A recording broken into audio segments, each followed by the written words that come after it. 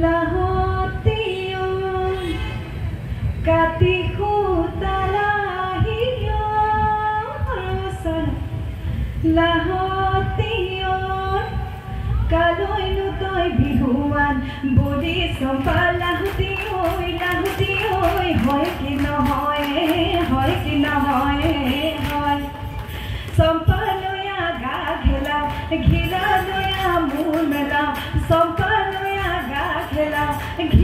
loya mumela ako sopa lahutiyoy hoy ki nohoy hoy ধন্যবাদ খুব ভাল লগা এটা অনুভৱ প্ৰয়াত মহেন্দ্ৰনাথ কাকতি পুৰণি বঁটা আজি আমাক প্ৰদান কৰিছে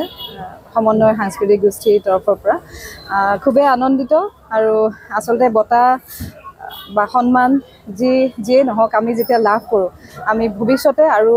সমাজখনৰ প্ৰতি নৱপ্ৰজন্মৰ প্ৰতি আৰু দায়বদ্ধ হওঁ আৰু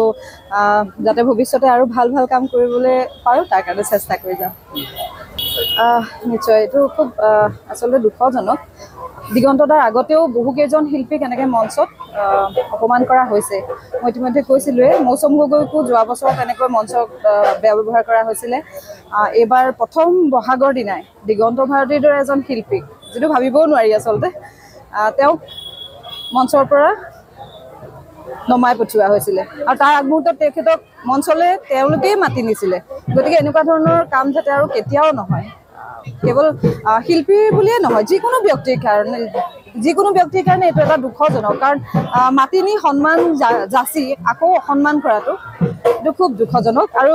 যদি কিবা এটা কৰিম বুলি ভাবি লয় সেইটো নিয়ম কৰি পেলাই সেইটো সকলোৰে কাৰণে প্ৰযোজ্য হ'ব লাগে দিগন্তদাৰ কথা যিহেতু আপুনি সুধিছে যে দিগন্তদাক মঞ্চৰ পৰা নমাই দিয়াৰ আগতে সেই মানুহজনে দেখা নাছিল নেকি বাদ্যযন্ত্ৰীসকলেও যে জিন্স পেণ্টেই পিন্ধি আছিল তেনেকুৱা ধৰণৰ কথা সকলোৰে কাৰণে নিয়ম সমান হ'ব লাগে সেইটোতো সম্ভৱ নহয় বুলি ক'ব নোৱাৰি জোনবাই আকৌ আহিব পাৰে কিন্তু সেই জোনবাই আকৌ জোনালীৰ চৰিত্ৰটোত চাগে মই খাপ নাখাবও পাৰোঁ কাৰণ আজিৰ পৰা 15-16 বছৰ আগৰ সেই জোনালী চৰিত্ৰটোত এতিয়াতো মই একেবাৰে নিমিলিম যদি জোনালীৰ চৰিত্ৰটো আকৌ ৰাইজৰ মাজলৈ আহে বেলেগ ৰূপত নিশ্চয়কৈ আকৌ আহিব পাৰে নাই জোনবাইৰ ক্ষেত্ৰত তেনেকুৱা আচলতে কি আমি যে অভিনয়হে কৰিছিলোঁ গতিকে মোৰ চৰিত্ৰটো কিন্তু দুভাগ হোৱা নাছিলে জোনালী হিচাপেই থাকিলে গতিকে এই ক্ষেত্ৰত মই ক'বলৈ অকণমান মোৰ দিগদাৰ হ'ব আৰু জোনবাইয়ে থাকিলে জোনালীয়ে হৈ থাকিলে